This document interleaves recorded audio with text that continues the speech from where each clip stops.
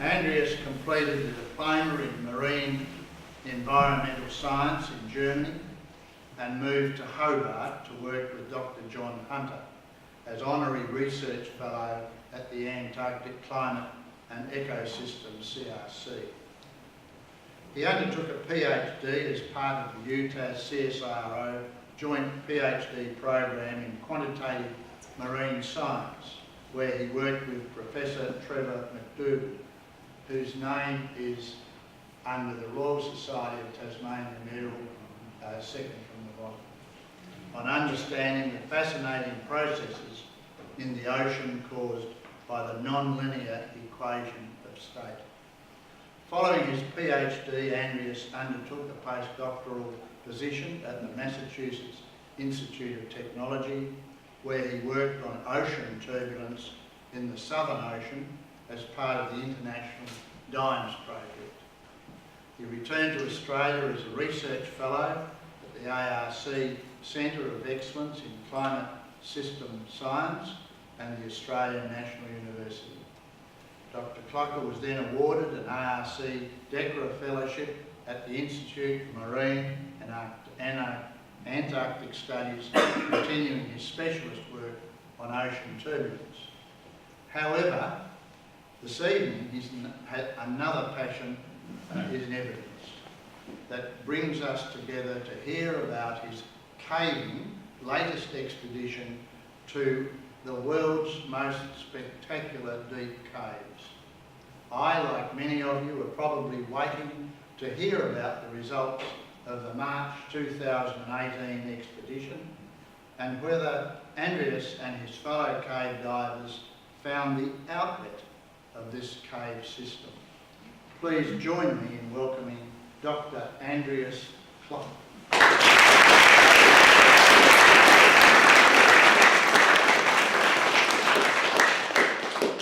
Well, thanks for having me here. I must admit I'm really surprised how many people came. I was just joking, so some of my work colleagues did my science with Huautla. I'd have funding forever. Maybe I should chase jobs. So I'll be talking about what I do if I don't do my science in the office, and when I kind of fly to Mexico for 10 weeks. Usually work people know I disappear, and then some couple months later reappear. But nobody ever had a clue what I'm actually doing, so after they've been bugging me for ages, and I got put in the schedule, might as well talk a bit about those adventures. That crowd is very mixed. I usually talk about cavers, two cavers, about caving, divers, about diving, etc. Here I got a mix of everyone, so please stop me if I start talking in funny language in terms you understand. Just interrupt me anytime, and I'll try and explain. Talk's probably a bit long, but there's some exciting movies in there, so hopefully they'll keep you awake. So I'll start a bit, just talk about how and why I got into caving, because most people will ask, why the heck you do that? You could spend your Sunday at home on the sofa drinking beer, so why do you crawl around in a grotty hole? Then I'll talk a bit about the history of this particular system, Sistema Huautla, in a southern state of Oaxaca in Mexico, because this cave has probably more history than most other caves on the planet, and I can explain a lot better why I'm so excited and what I'm doing if I talk a bit about what's been happening before. And then we've been running some shorter expeditions in 2016 and 2017. That was the first expeditions I ever led together with a good friend of mine. And then in 2018 we thought, let's go for the really big one and see what happens. So my introduction to caving was actually a local one, Tasmania.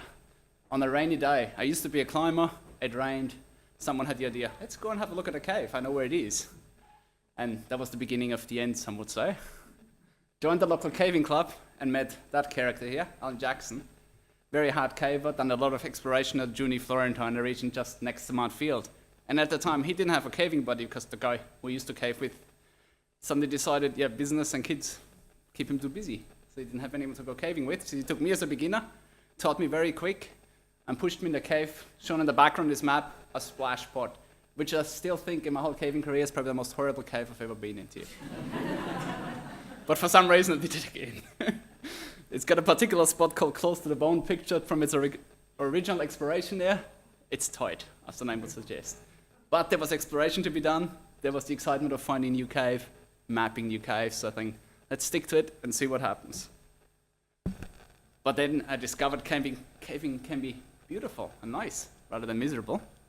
And it's probably the two people's fault on the left. So the guy on the left is known probably by everyone on the planet who caves. He's the legendary Al World, probably one of the most famous cavers in the world, lives in Sydney. I had the pleasure to work a bit with him on cave rescue stuff. And at some point he said, you should come to Mexico with me. Come to an expedition. And then on a random work trip, I met that guy on the bottom, Andy, Yorkshire guy. And he said, I know those Americans did this amazing trip to Mexico. You should have a look at their cave system. Two completely different trips, same year. I thought, okay, what can happen? Let's go. And I discovered, you saw the miserable picture from the last slide. Tight, 8 degrees, wet, cold, miserable. And look at this, 18 degrees. Claustrophobic is the wrong word. The screen's not great, but you see the tiny person standing on the left, just to get a scale of the entrance. It's a place called San Agustin, discovered in the 60s, and still probably, I'd say it's the best cave on the planet. If just go by being spectacular, just amazing. Discovered how it is to hang out with a lot of cavers in long cave camps, which you see at the bottom. It's a bit like camping above ground. Apart from that, getting out of bed is even harder because sunlight will not happen. So caving starts just, push back, at least until afternoon. And the other thing which happened on those trips, I met Zeb Lilly, that guy here. We both ended up this year in Mexico at the same time, and we ended up really good caving buddies and kind of partners in crime for all the expeditions which came down the track. We're both cavers, we're both cave divers, like to combining both, which is pretty rare, and then doing some cool stuff which I'll be talking about. So I'll go a bit through history of Sistema Huautla. So people started caving there, I think it's 1966. Some geologists look at the map and say, wow, look at that, there must be a lot of water sinks in there, must be a lot of cool stuff there. And I can't even remember if it was the Americans, I think it was actually Canadians, came there first, just to look at it, from what they've seen on the map, and discover two of the deepest caves in the world on one day. One afternoon, actually, I think. One of those was the entrance that I just showed before. And then cavers kept coming back, mainly Americans from Texas. They lived in Texas because it was close and easy to get to Mexico. And then, there was a lot of gear development happening over time. People started on ladders, used fancier rope techniques. Then, from diving, they started with very crude sort of open circuit techniques. And because they got stopped pushing ahead, they kind of had to push technology, our techniques and skills further along too. And that, by the way, is a picture out of National Geographic in '95, about one of the 94 trips the year before, I'll talk about now, which is probably still one of the most memorable and well-known caving trips for many reasons. So where are we geographically? It's on the right top. I saw a nice Google Maps image. You see Mexico. Sadly, this projector doesn't have the greatest resolution, so figures are not as good as I hoped for. You see the red dot in the middle? It's about 5-6 hours drive south of Mexico City, a place called Huautla. So pronounced like you spell it with W, even though you spell it completely different. It's about 30,000 people. It's Mazatec's there. They generally speak Spanish if you're lucky, otherwise Mazatec. Pretty much everyone my age and under speaks Spanish, luckily, whereas the older generation doesn't. They're quite well connected, quite a busy town, but as soon as you drive about an hour and a half out of town to where most of the caves are, you're in towns which have 10 buildings. You're lucky if they speak Spanish, and they haven't seen a white person before. And if you rock up with a several-ton truck full of dive gear, they have no clue what's going on. So it takes a lot of explaining actually what happens. So most of them are farmers, they grow sugarcane, they grow coffee to my liking. But generally very relaxed lifestyle, but also very poor. So on the left side, you see a map of the region. This yellow blob up to the left is Huautla, that's a city of 30,000. And that pile of spaghetti there is Sistema Huautla. So it's like, just imagine cave passages when you look like at them from above, straight from aerial view. That's about worth 85 kilometers of cave sitting there. And here on the right side, it's a bit more intuitive plot on the right top. So that's a side view. So just imagine every line is a cave passage. Every top of the line is a cave entrance. Water goes in that cave entrance. A river flows down. Then you connect with more water entrances, make bigger streams and bigger stream. And then you get to the left bottom where the whole thing sinks underground in a big sump. So sump is a pool where cave goes underground, and you get a big puddle of water, like here. And since it's been first explored by Americans, and they like to be slightly obnoxious, it's called the mother of all sumps. It's really good for getting sponsors and stuff. But it is an impressive place. I haven't been to that sump myself yet. It's on the list, but it's a very famous place. So that's what happens in the spaghetti pile up there. And then you see the little spaghetti pile down there next to a canyon, the Santo Domingo Canyon. And that's where the same water, which sinks there, appears again, about 10 kilometers away, in a place now known as the Huautla Resurgence, which in the early 90s has actually been proven by dive trace. Dive trace just means literally you put a bucket of water on the top end and see if the water comes down. In reality, you won't get enough color that you see it visually, so you use the charcoal receptors, etc. But you can imagine, chuck color in, see if color comes out. Because down there in the canyon, we have at least 10 different exits of the water, and we had to find the right one. So yeah, first cave was in 1966. It's about 85 kilometers long, more than 1.5 kilometers deep currently. The deepest cave on the planet is in Georgia, explored mainly by Russians and Ukrainians, and it's currently 2.1 kilometers or something. And the 4 deepest caves in the world are within rock throwing distance from each other. But yeah, that's currently the deepest one in the Americas, so in the Western Hemisphere. And it's got over 1,800 meters depth potential. And what we mean with depth potential, if you talk caving, is if you go in the highest point on that upper system, and if I come down in the canyon, I would traverse a depth of almost 2 kilometers and more than probably 15 kilometers horizontally to come out the bottom end. And that's been a goal for a long time. So whereas up in the top part of the cave, dry cavers have been exploring for a long time, there's not that many dry cavers who actually go diving, and so many divers who don't do dry caving, which means the bottom bits of the cave which suddenly gone underwater haven't been explored too much. And there was one particular American who said, okay, we can't get any further here. And he tried some dives in the upstream end with really crude gears from 79 and 80, I think, so open circuit, the thing you see in a scuba dive and going off the beach here. And he didn't get anywhere, so he thought, let's try from the other end. Went down to the canyon and looked for the main exits of water. We call it resurgence. This is where the water comes back out of the mountain pretty much. So that's the photos are from the Santo Domingo Canyon, one of the most amazing places I've ever been to. 300-meter limestone walls either side, sun's bright red, big cactuses growing on there, iguanas running around, poisonous snakes, everything you want. Why not? I stayed away from the snakes, but the iguanas are awesome. So he went down there, tried to push from there, got some cave entrances shown. And one of the biggest cave entrances he was shown down there is called the Peña Colorada. Cueva de la Peña Colorada, for the full name, means something like red rock face. And you see a picture on the right there, the colors aren't shown great, but it's actually reddish limestone, and the cave is right at the bottom of it. And so you're shown by locals, that's a cave which is quite dry, the exit in dry season, but in winter times it turns into a big river and comes out of the cliff. So they spent a reconnaissance trip there in, I think it was 79, 80. Went into the entrance, so that's a side view of the cave, again in terrible resolution. And found right away, so where this map goes black, is where the cave's underwater. So they went in 100 meters and cave, whoop, there's a dive. So what do we do? Next year they came back with a bit of dive gear, went through this first jump, it's half kilometer long, and found kilometers of cave beyond. And actually a different exit, which is right in the middle, probably not clearly seen on here. But they found further towards the cave another sump, so they knew it's gonna go big.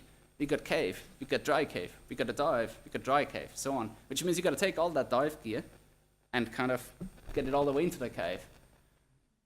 So that is Bill Stone, the guy who actually led all those expeditions.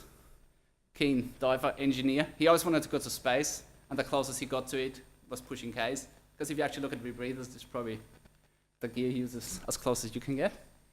So they pushed this cave along, and if you think about it, as I said, you have to carry, say, they started with 50 tanks, I think it was even more, to the first sump, so the cave goes underwater. You use up some gas to go through, you leave some tanks there to get back out, and you carry in less tanks to the next one. So every time you have an additional sump, you have less tanks to use. So you start with 50 tanks, and you end up with maybe a handful to do the final dive.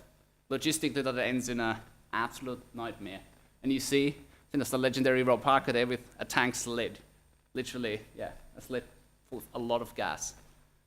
Bring it into the cave. And the other thing we have in there, obviously you only get so far in human endurance, so we make camps in there. Similar to mountaineering, you have first camp, second camp, etc. Go to the first one, carry your gear, stay overnight, eat food, go to the second one, and continue on. So it's the same as mountaineering, Everest base camp, first camp, etc. So you do the same thing, caving, and kind of work yourself towards the end. But what happened at the end was probably a very special way a cave can end, or not end. They came, so first, you see this figure can actually read. So when you got a number there, that means it's actually vertical pitch. So that means we need a 25-meter rope there. So you actually go up, so you do a lot of rope work, get up again 25 meters. And when it says camp 2, that's where the second camp was. Problem with this camp was there was no flat space, just a big boulder pile. So they brought in hammocks. I think at the time they didn't know that, so they went to the local market and bought some hammocks. We were slightly a bit more prepared. And then he happened to drop a 70-meter shaft into a big puddle, into a big sump. And that sump went deep. We're talking, the others were a maximum 15 meters, which even with old school gear is quite easy. And this one went straight down to 15 meters. And they went, we don't know where it goes. They just hit a logistical limit. They couldn't go any further.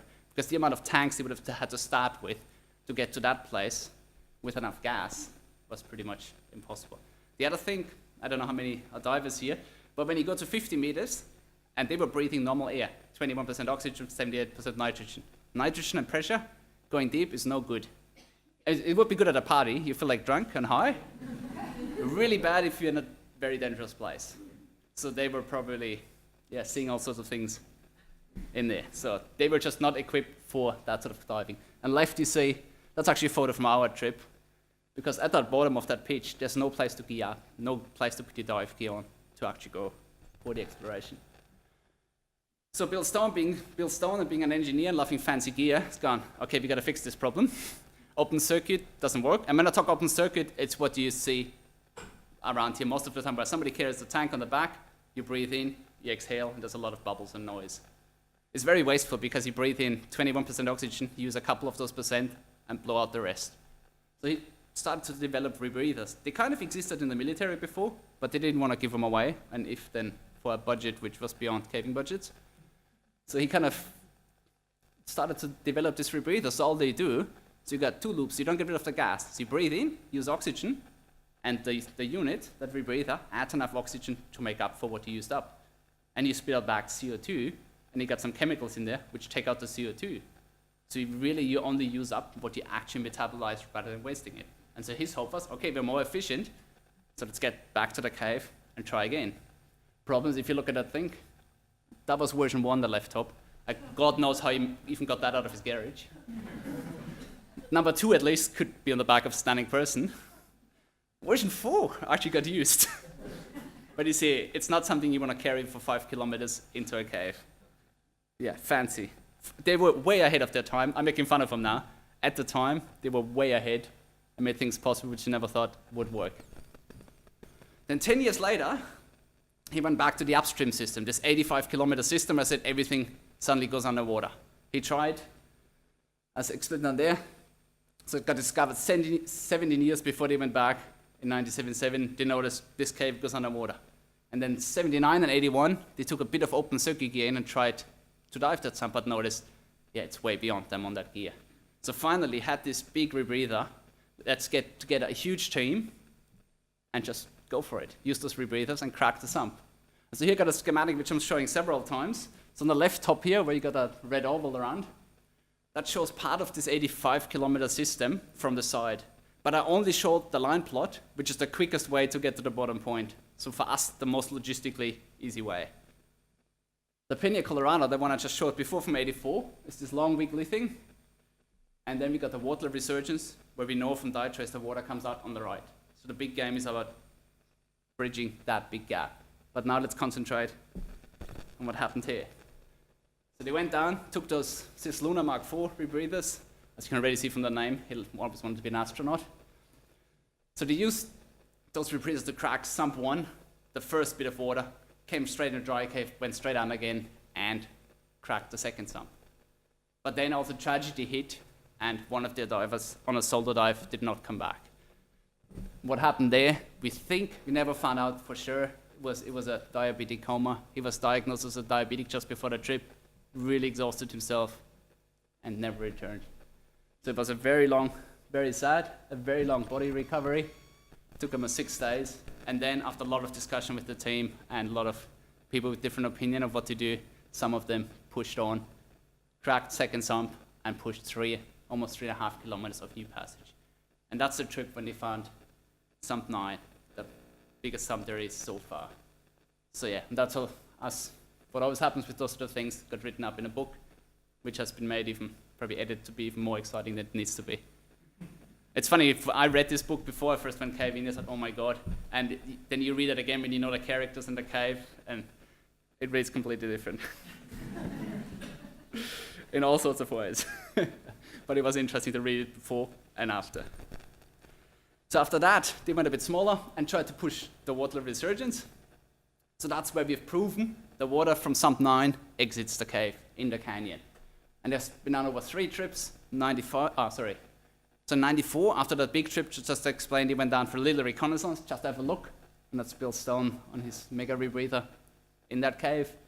In 95, some Americans went in, Paul and Jill Heineth. And then in 2001, Rick Stanton and Jason Mounson, they're probably still the strongest cave divers you find on this planet, went and pushed the cave very far. So they went, first sump's about 400 meters, the second sump's about 1.2 kilometers. Goes quite deep too. And what happened when Jason did the last dive, he went up into dry space. You think, awesome, I got it. I can walk again instead of go diving. But he was on the bottom of a 10-meter shaft with mud walls. So he was swimming in the water and going, there's a passage up there, but unless you have ice axes or some other magic tool, it's not going to happen. And he was alone on a 5-hour dive. If he would have dropped any dive gear, he would have gone down 40 meters and he would have been done. So went back home and, leave it for the future. And that's pretty much the last time something big happened in this particular cave, because Bill Stone, who organized all those trips I'm talking about, he kind of shifted his interest to the other side of the canyon, where the resurgence is literally a kilometer away, because it has the potential to be the world's biggest cave, the Chevy system. It's literally around the corner. So this whole area is just full of massive cave systems. I was laughing if somebody told me about claustrophobic behavior. Just, those things are big, most of them. So then there was nothing happening until 2013, when the Brits, this time not the Americans, the Brits took over. Chris Jewell, who's about even slightly younger than me, took over organizing a trip. He read the book and he was really keen to get there. And Jason Mounson, who I mentioned before, this really hardcore British cave diver, came with him. So they organized a team of 40 divers and said, sump 9, yes, let's get there, see where it goes. So they organized a trip for, I think they were there 6 weeks, but they had a reconnaissance trip the year before to do some bolting and preparation. And they dived sump 9. Over 6 weeks, they pushed sump 9. They did alternating dives there. If most sport divers go, oh my God, solo diving is dangerous. In our case, and I can explain it if someone's interested, it's actually often more safer to dive alone. And you have nobody to look after, which helps too. And he went on the last dive down to 81 meters, almost half a kilometer into the cave, which is a depth often done above in normal circumstances, but it's pretty deep if you're already on the bottom of a kilometer deep cave. And they were just, didn't go deeper because they didn't have enough gas, or not the right gas, to go for more depth. But Jason went, looked down and went, this goes at least to 100 meters, big. So the next one who goes there will have a good challenge. But also what this expedition did, after a hiatus from 2001, it renewed interest, and suddenly Americans wanted to come back too. And that's the expedition I went on at the beginning, which got my interest. So everything happened kind of luckily for me, I guess. And that's when I come more into the game. So Zeb, Lily, and myself both met on that 2014 trip, said, we love diving, we love caving, this system is awesome, let's push it. But let's continue and push towards this connection. Organize some expeditions and see what we can do. We know all 3 caves were going, they were just limited by technology at the time. And we thought, we haven't got that much experience organizing expeditions, let's start with the easiest one, was the resurgence one, downstream. Because you didn't have to go far into the cave, it was the easiest access. So let's see where we get from there. Put together a team. So Bill Stone on the left, so he was the guy who organized all the previous trips. So he didn't come with us, but he was really valuable, giving us information, surveys, tips. He knew the place better than anyone else who's ever been there. Then the most important person of the whole trip is Alejandra Mendoza, or Alex as we call her. She's from Mexico City, a caver, student, or now teaching at university. And she came with us for the full trip just to translate, deal with the politicians, help us with cooking, help us with it. If you don't, my Spanish is terrible. I can get a B on that spot where it ends. And I definitely can't talk to a politician and negotiate. So she was probably one of the most valuable people we had. Then Alma, she's an English teacher in Huautla. So we had a local who actually speaks English. Mexicans are really bad at English, especially in the countryside. Don't even try. Apart from special ones I mentioned after. This man here, Ernie, he's approaching 80. he has been caving before any of our expedition have been born. So he knows everyone in Mexico and everyone knows Ernie, which always helps with everything, as you know. You know the right people, everything happens. And he's not a diver, he's just keen ass to be on the trip and help us out and do whatever he can to get us permissions, like on this one. And Fernando, Mexican now, doing a PhD on hydrology in Huautla in the US. And he's very good at negotiating. Silver tongue Fernando, they call him. Very important thing in Mexico. And then we get a whole crew that's a mix of 2016, 17 people. So myself and Zeb, Chris Jewell, who organized the 2013 trip. I bumped him again on a work trip to UK, and he didn't take much convincing to come along, be with us. Conor Rowe came 2017, and what's important to note he's actually the son of Ian Rowland, who died in 1904. And enthusiastic ass, back into it, and it's good to have him on board. One of the most enthusiastic, energetic people we have along. Ili Ilo, who joined us, who was on the American expedition and joined us along. Max Fisher, very important to me because I hate mapping. He's a mapper by profession. He does excellent cave maps, my best friends. 2 Aussies on there, Dave and Sandy, who came only in 2016. She's probably the only woman I know who's ever dived beyond 200 meters. So she's about as small as her rebreather, but definitely knows what to do underwater. And she talks about it like, whatever, just numbers. And Matt Vincent, who's probably one of the most successful divers in the US right now. For him, 12-hour dives are kind of like, whatever.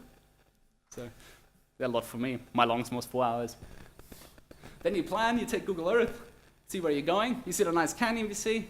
Some of those 2 bumps, they're the resurgence. What we found out, what happened between Stone and us, you probably won't see it. There's this really wiggly rod in the canyon, which got built apparently between when Stone was there and I was there.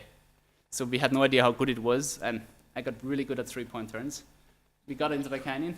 So what happened, we stayed in Santa Ana, which is on the south side of the canyon. They're Mixtec, not Mazatec this time. So again, different language, different culture, different everything. So we stayed there, stayed with the Presidente, big boss in town. He had an apartment, concrete floor to sleep on, in a nice sort of place. Took us an hour every time to drive in a canyon, and then in the end, 40 hours, beautiful hike to the cave. That was our mode of transport, since Zeb's big truck. I always thought those vehicles are really unnecessary unless you plan an expedition and you want it bigger. We calculated we put about 2 tons of dive gear into that thing to bring it down there. So very valuable to have on this trip. You see some photos of Santa Ana, absolutely stunning place, beautiful. You get up to this view every morning. Sometimes it's cloudy, but. And this is the canyon, hundreds of meters of beautiful limestone walls. Hiking with your rebreather on the back, call it scuba hiking, whatever. Beautiful. And this is sand in front of the actual resurgence. It's a stunning place. In the sunshine, iguanas running around, big eagles flying around. It's pretty good. Unless you get a sun heat stroke, which I've done once. It's hot. So 2016 expedition, there's some diving photos. We did the first time. So that was the cave, I said, Jason Madison surfaced and was at the bottom of this pitch shaft with 10-meter mud walls. Luckily, one of our guys, Chris, saw, there's a little way on. And we could actually surface going down the little rift without having to climb. We actually packed ice axes to tackle that mud slope. Just imagine getting out your dive gear and slamming in some dive axes. Luckily, we did not have to try it. We've been pretty desperate.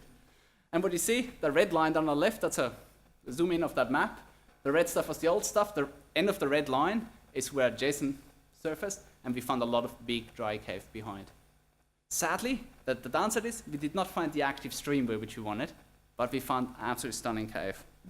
About 1.5 kilometers, and there's just one photo on the right side of what it looks like. And hopefully, if we got technology going, we went back in 2017. I first heard about this region when I read Beyond the Deep, and I'd wanted to come here since then. I was really impressed by the place. It felt quite special and unique. I was really blown away by the passage. It's an impressive size.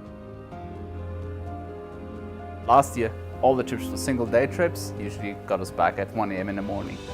So this year we planned, let's bring dry tubes, camp behind there. So it made life a lot easier and we had a lot more energy to keep on pushing.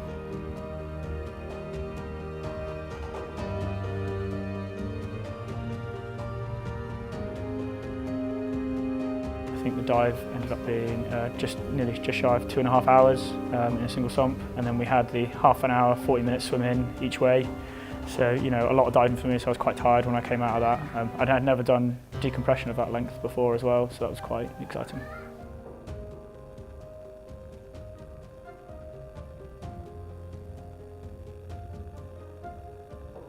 seeing the calcite dam where the water's coming out. I was kind of quite shocked about how much water was dumping out of there.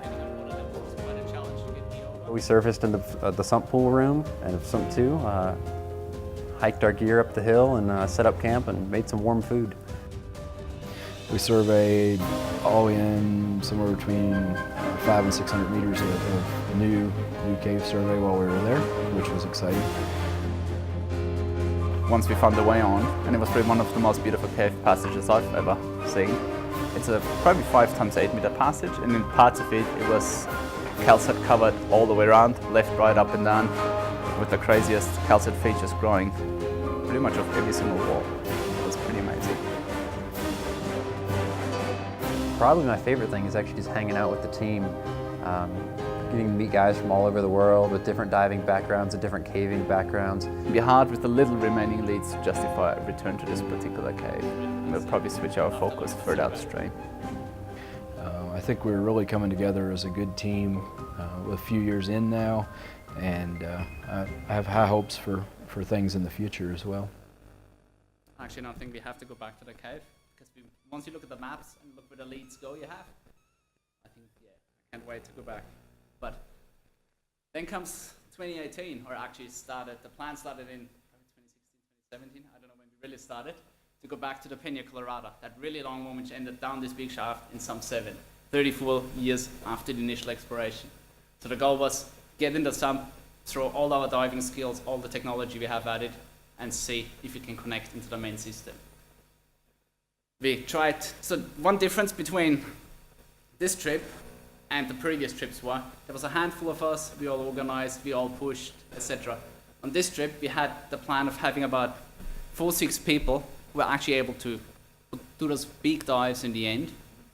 And we had about 20 people who just helped us, came along to carry gear to the end. So we had people who gave up their holiday, came caving, worked as hard as they could, just to get a few people to the end. And the bigger the expeditions get, the more it gets like that. It's just, you need a lot of people who actually help a few push the unknown at the end.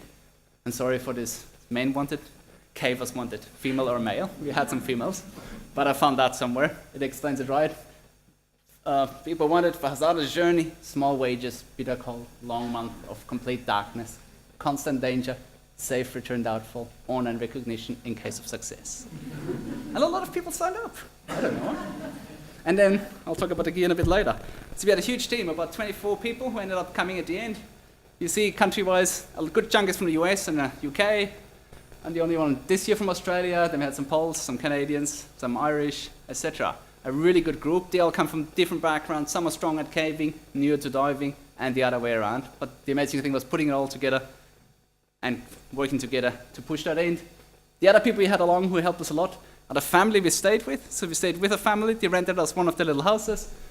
You see the 3 kids up there. Alexis, Ariel, and Vanessa. Almost forgot. Raphael here, who was also in town, and his wife, Raina, there. They were really helpful. They cooked for us. They helped us with horses, get gear done.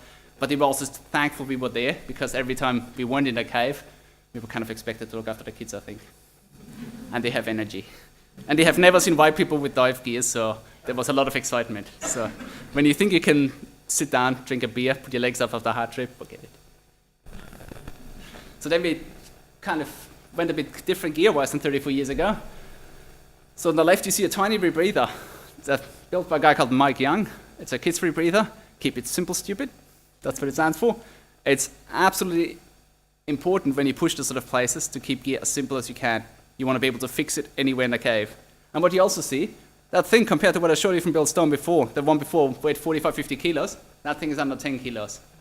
So rebreather technology has come a far way, and we made full use of that. We use dry tubes, as you see those golden tubes, which are good for getting camping gear through the wet places and try and keep them as dry as possible. Sometimes they flood. Bad luck if it's your sleeping bag. We use scooters, those little propulsion vehicles. They're literally like a little torpedo you hang on to get through the water quicker. You see some of them here. And carbon fiber tanks. They use them in 84 already. Very light, about 5 kilos a piece. If you're a scuba diver and lift a normal tank, you're talking 3 times as much or 4 times.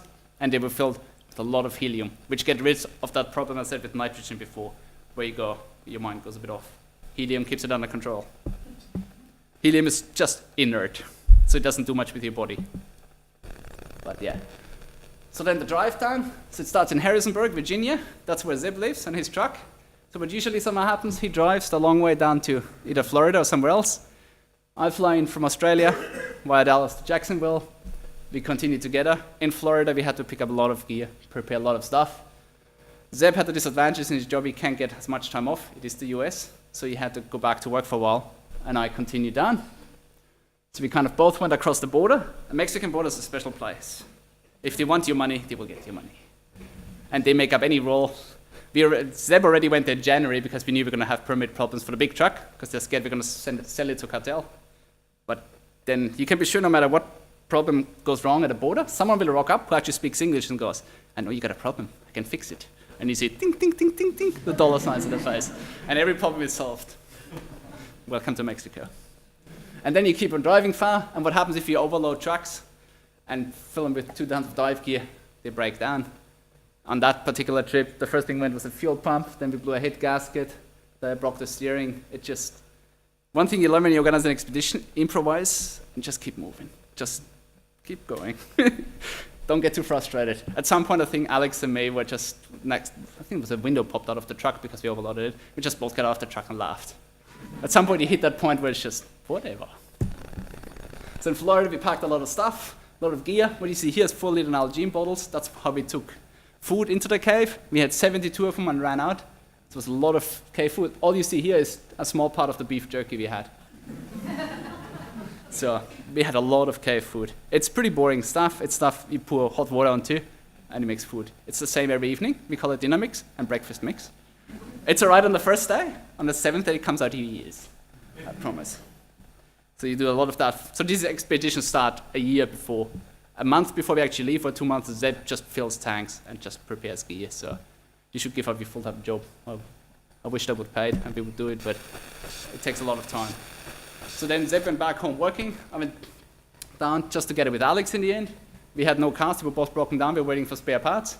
So we took a taxi to get around, and for the first 2 weeks, it was just us two, and the only mission was get the permission, organize a place to live, and find a way to get in the canyon.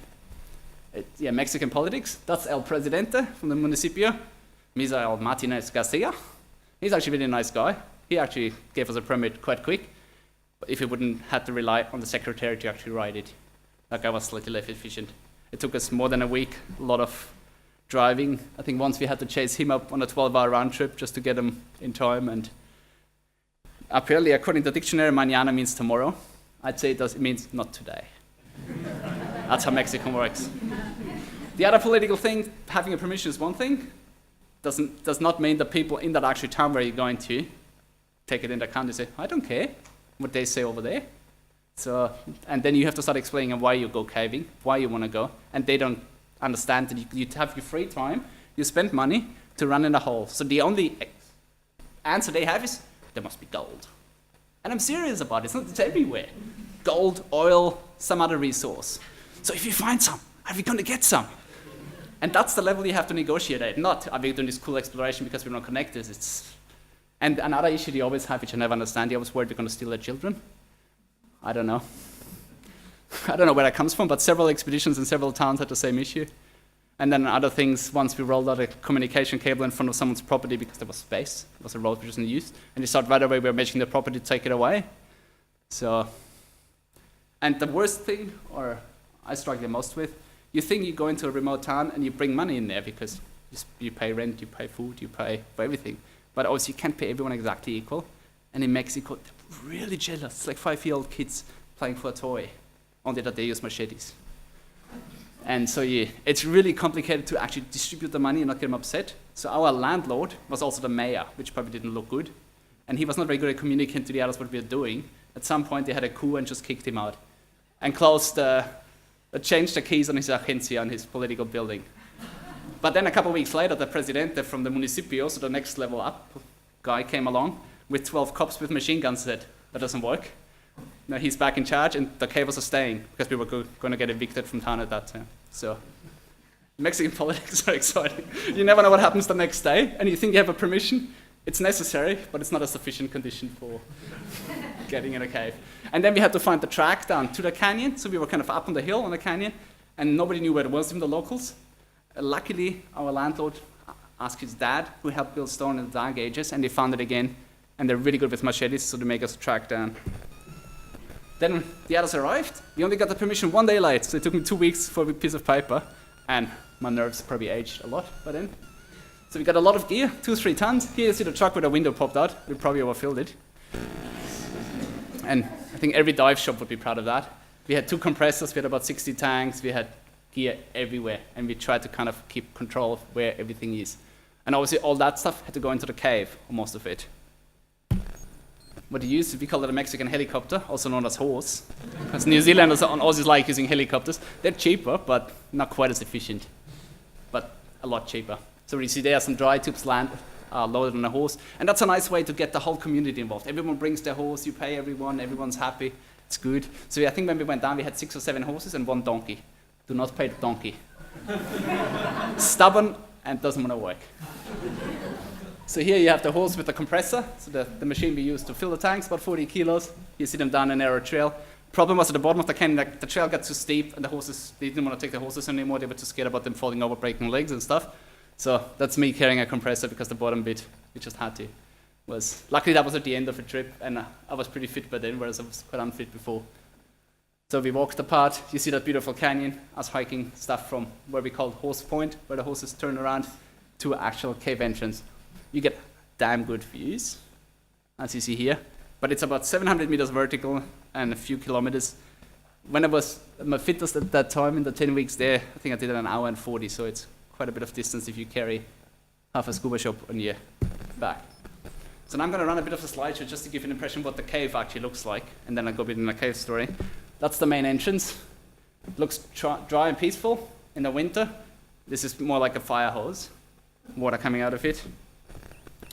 That's me at what we call dive base. That's where you first time hit water. So that's where we first got the dive gear ready. You see me here with carbon fiber tanks, etc., and a lot of other gear. In those Nalgene's we had some personal gear, contact lenses, batteries, all that sort of stuff. Dive the first sump, surface in this beautiful lake. You see somebody climbing up the pitch there, just as a scale. So you don't have to be worried about being claustrophobic, it's big. So you climb about 20 meters up there, continue dry caving, next dive, etc. And that's how it goes on. This is what's called, just after that place, it's called the Whacking Grade Chamber. It's huge. It is huge. You see a guy in the background there too. So you don't have to be worried about being claustrophobic. It's more worried about getting up the hill to the top of that chamber. That's when geologists can get excited about bedding planes. I don't know nothing about them, but they look awesome. Those beautiful lines on the side. That's what a lot of that passage looked like. That's now a photo from 1984 expedition, and this expedition in the same place. What we found out after, and I will come back to that story, this wet season was wetter than even the wettest wet season. And you see here we got a rope on there because Pashi goes underwater. So you can do it as a breath hold, or when we carried a lot of gear, we actually used scuba gear, even though it didn't used to be a sump. 84, they were lucky, all nice and dry. And we'll come back to water. It's exciting. That's what Camp 1 looked like, sandy, flat, luxurious. It's like camping above ground, minus the sunlight. No mosquitoes, no noise, no possums. It's can be quite pleasant. And actually, as you see from what we're wearing, quite a pleasant temperature of I think about 18 degrees. That was after the camp, so carrying gear along. What you see if you look at the whole thing, it's mud covered. So that thing fills up. That thing in wet time is a fire hose. That's a Gower pool. This is what the Brits call them. Beautiful flowstone with a jacuzzi in the middle. Absolutely scenic. So yeah, it's all big. That's just below that, going down to the next sump.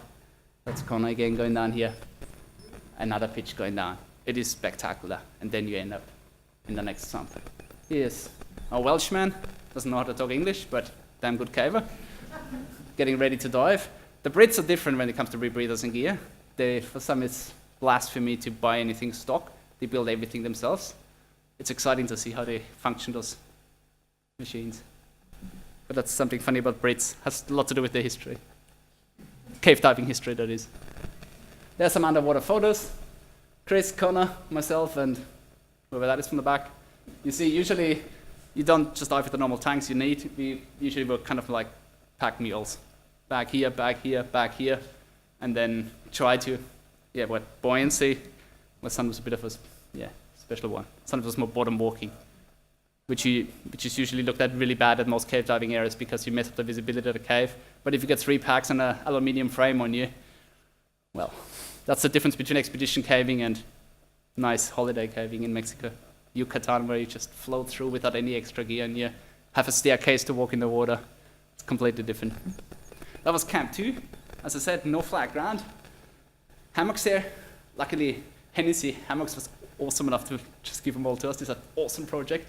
And we said, we need a hammock. So they supplied us with awesome hammocks. That's what camp looks like. I made one crash landing out of a hammock. I've never slept in hammocks before. It hurts, don't do it. Those beasts are tricky. And don't tie it up too high in case you fall. And don't go to the toilet during the night and have everything in reach from the hammock without falling out. I learned a lot of things on this trip. Oh, where have we gone here? Hang on a sec.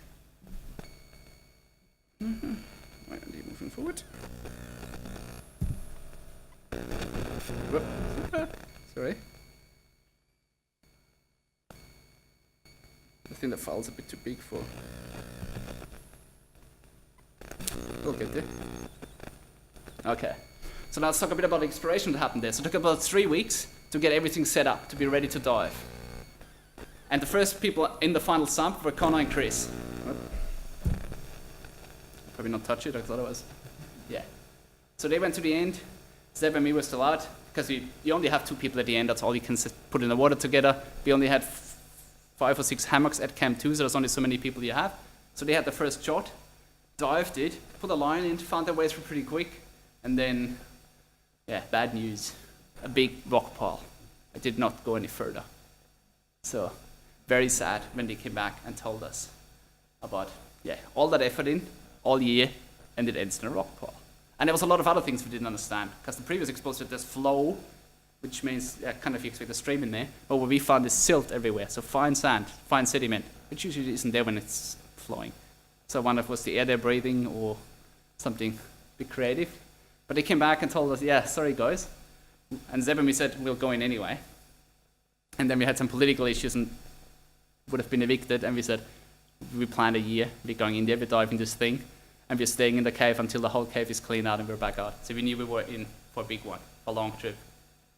And because we had, if you'd gone out, the political situation would have been messy, which got solved after we found out, but you don't know because we don't have any communication in the cave. So we went to the end, took about 3 or 4 days until we gets up, and then did a couple dives in the end just to double check what the others saw, and there should be some footage happening there. Hopefully. That has never been shown before, by the way. Other expedition members have seen this video, so that's the sump looking from the top. Sadly, it's all a bit dark in this projector, sorry about that.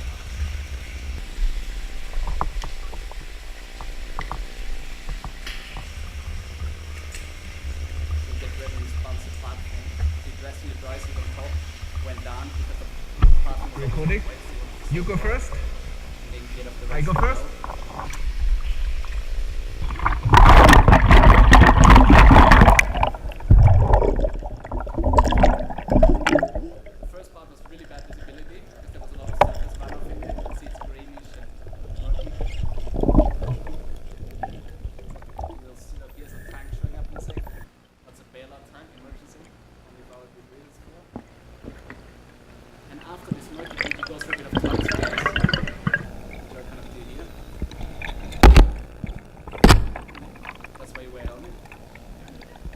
Suddenly opens up and it becomes really clear. The film wasn't right there, but it was an exploration dive. The video was a second sort of thing we did on the way. Okay. Read this reaction to talk. If you know the context, you know the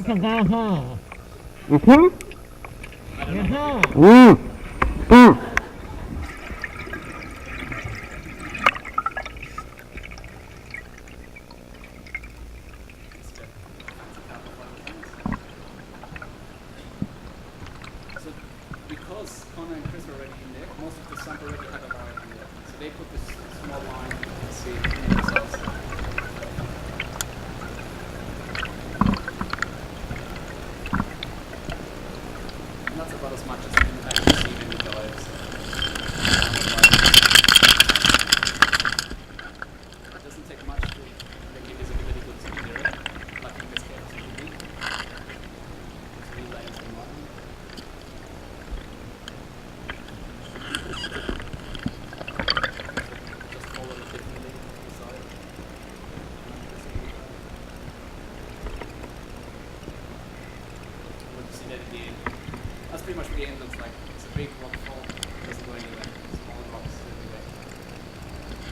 here a bit as a survey book. Mapping everything we know. Then going back and ascending. We actually did 2 quite long dives again, so that's all the bits cut together. And here you can see that green stuff, that's the dive within. The left dive, you have to see where it comes out. You have to have the results here, so you can tell you about that yet. So yeah, that is sump 7, but sadly, no matter how much we pushed, it didn't go ended. So what people thought before, you saw that main system upstream and the resurgence downstream, we know they're connected. And we thought this cave is going to cut in the middle and give us a shortcut into the system. But it might be geologically connected. Human beings won't fit. Bad luck.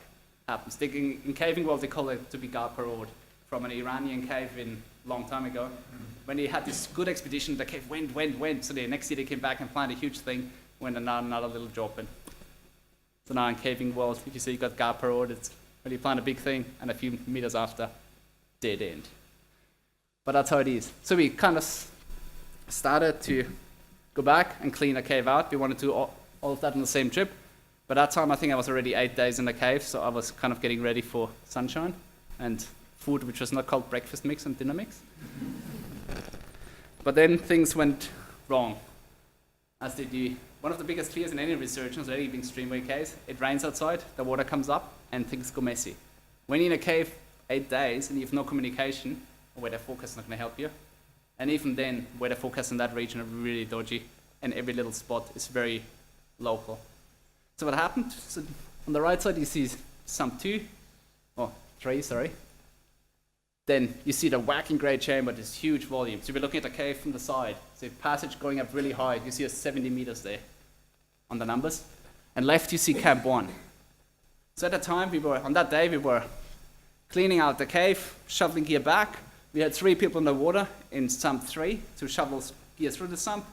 Zeb and Matt were actually helping them get stuff into the water, because it's a 20-meter drop, wade it back, give it to the divers, because obviously once you got the gear on, it's really hard to take additional gear.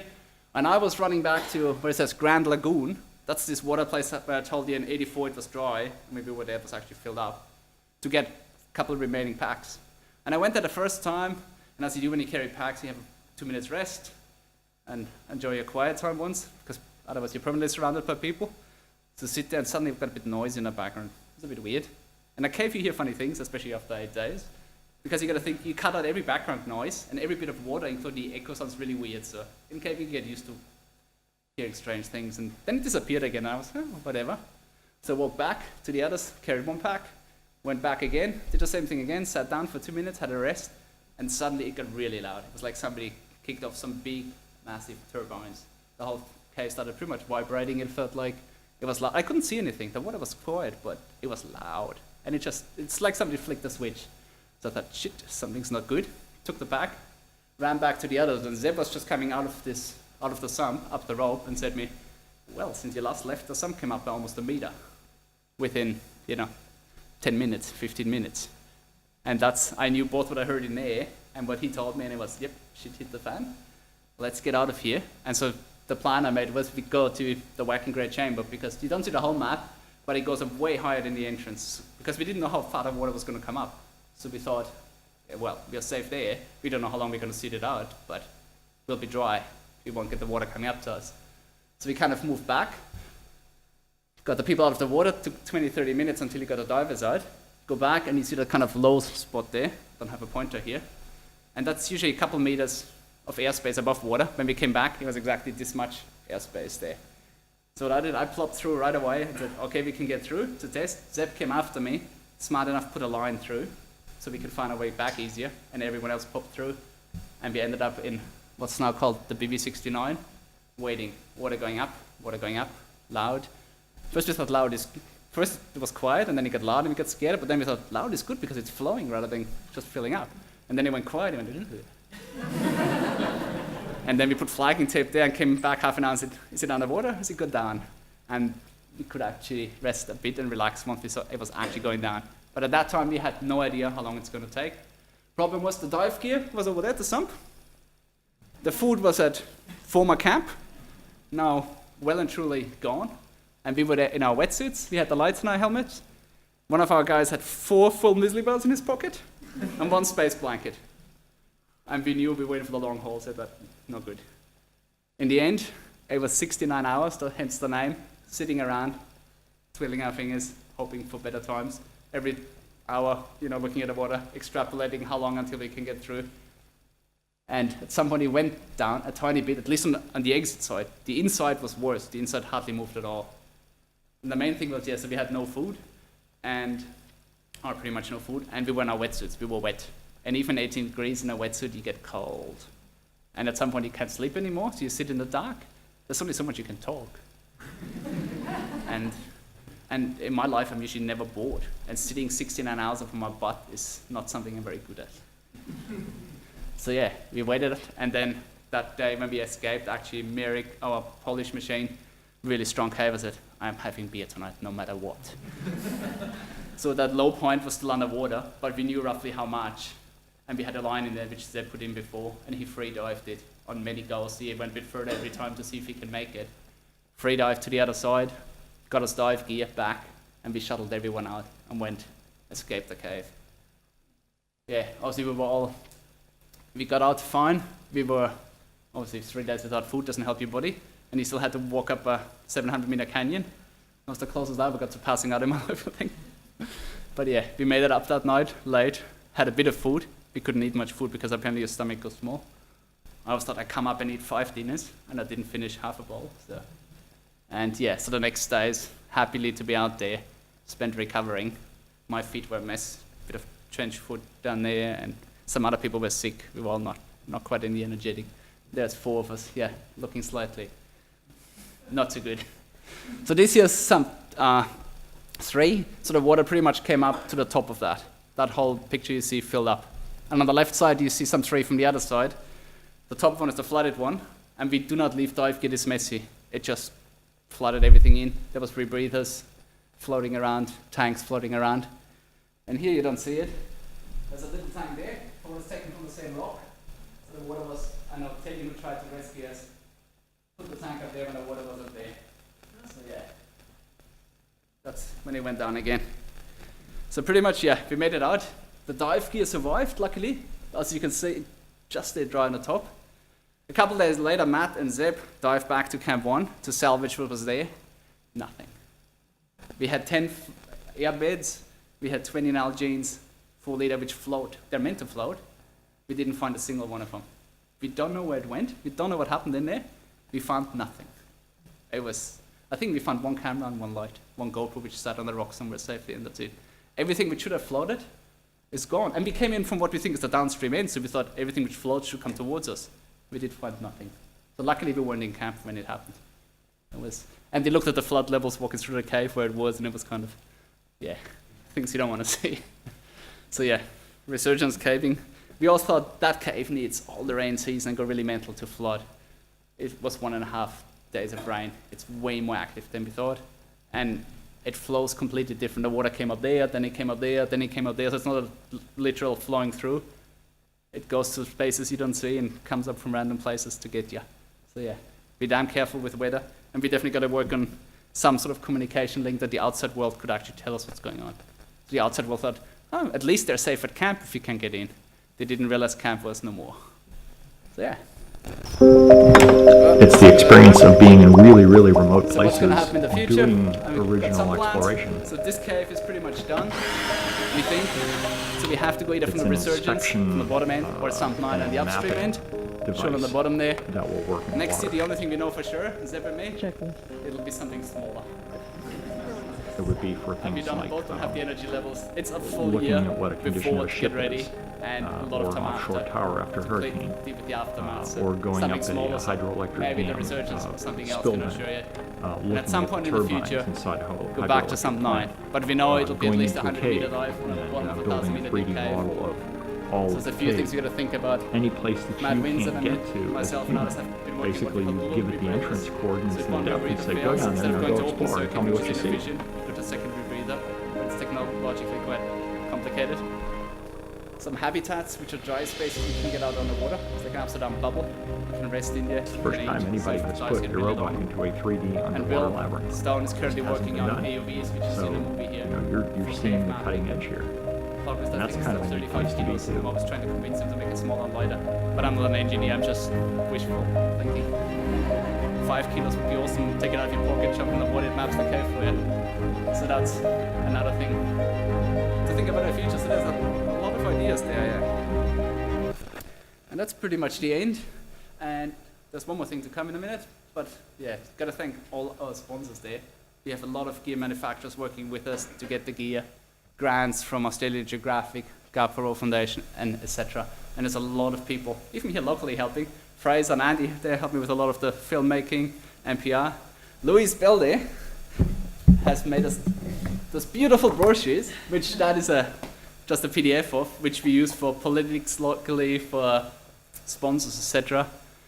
My housemate Scott, who I don't know if he's here, even made me that video of some 7 last night.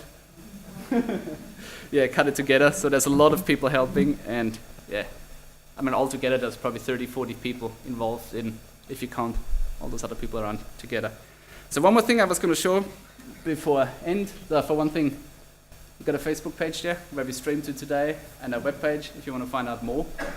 But now I'll go quickly to something else and put in some shameless advertising on a project I'm working here with Fraser and Andy, filming a documentary about exploration here in the Florentine, where I pretty much started caving.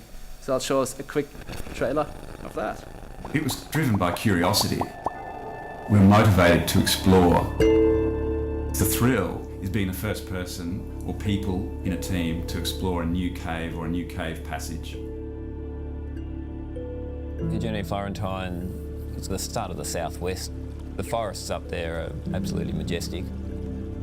You spend a lot of time zigzagging, climbing over logs, under logs. If you're lucky, you might come across a small hole in the ground. Maybe a 50 or a 60 metre pitch. It was a good 4 seconds of silence as the rock just fell without touching anything.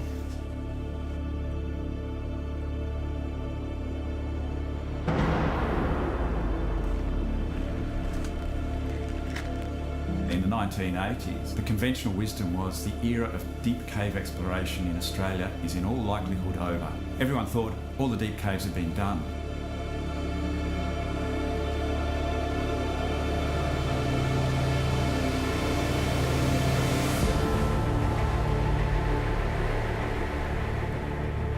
Imagine being the first person to step into a massive underground chamber as big as a cathedral, with this huge underground river roaring through it. And you're the very first human to be there. The feeling is indescribable. At the moment we got 3 leads, which are all have huge potential to link the master cave at 3 different places. Cave divers are a sort of special breed. I have the caving skills, but I also have the diving skills to go to parts of the cave where even fewer people can go. If I'm not back 5 hours, go out for help. The harder you push, the bigger the danger often gets, and you do get reminded once in a while.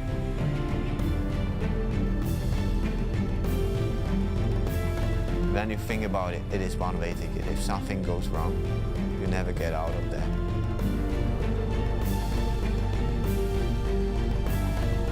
This large, open, huge cave, the Junee Master Cave, does exist. So that's been the dream that the caves have been chasing.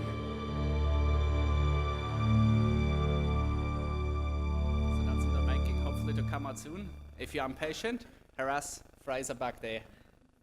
But we're still working on funding and etc. And there's a few more things we gotta do. And my big dream is hopefully take that and do something similar for Mexico at some point.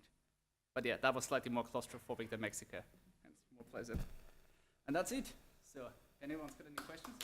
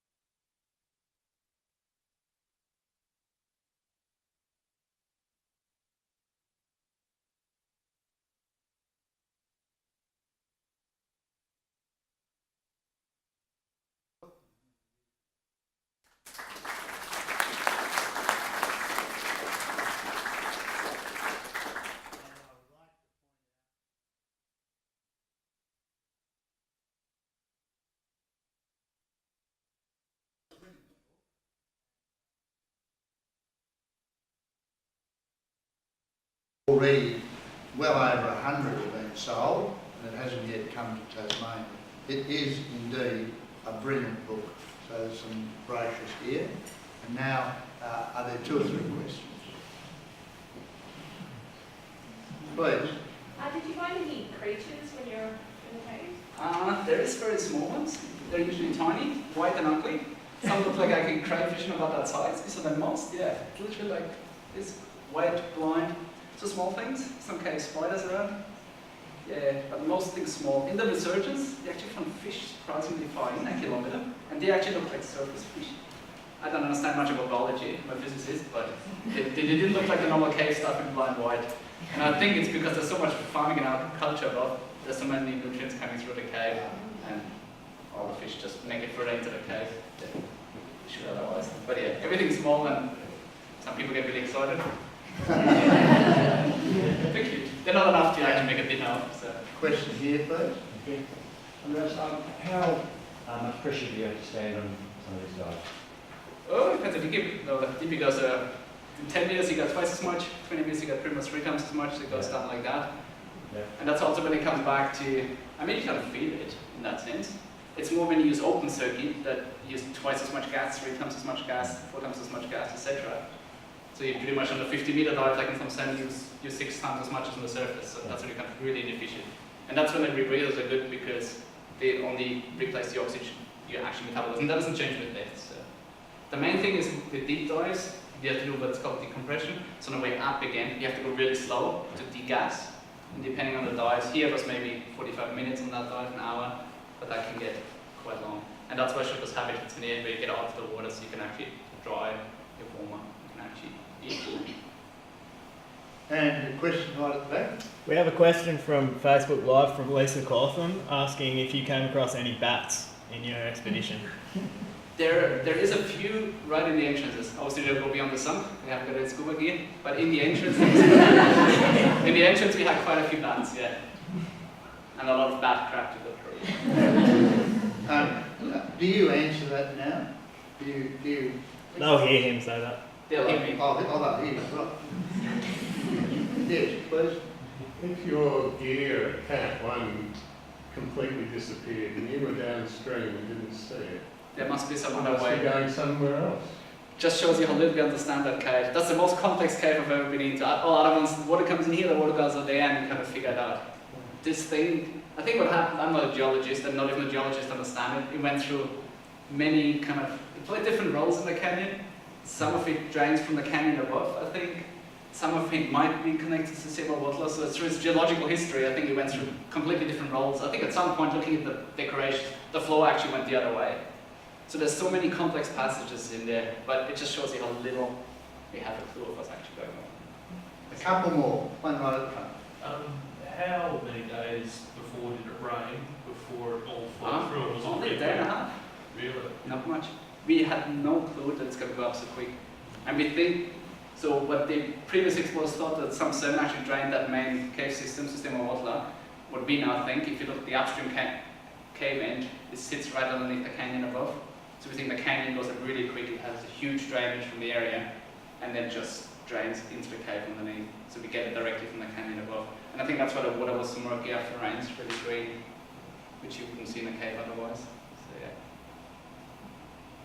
And the last one, please. Just coming back to Tasmania, how far have you gone into Germany? The actual resurgence. So at the moment, it's been at the same point for a long time. There's a 200-meter long dive, not too deep, I think 70 meters max. And then you get out in the place called For Your Eyes Only, which is stunning formation. And then you can go into some tour, which goes 400 meters, half a kilometer or something, down to about 50-meter-ish, and it ends in a rock pile. Nobody's been able to navigate that rock pile. Some people say it might go, some people say it's not going to go. It's a remote place and it's cold. Well, I would like to thank you very much. 1 or 2 people turned up tonight to hear you. I'd like to thank you for coming tonight and your tolerance with our small room. And on your behalf, I would like to give you a book that Charles Darwin came to Hobart, and that's his story while he was in Hobart. a couple of calendars, one for this year and one for next. They are green, and a pen, which I'm not sure writes underwater.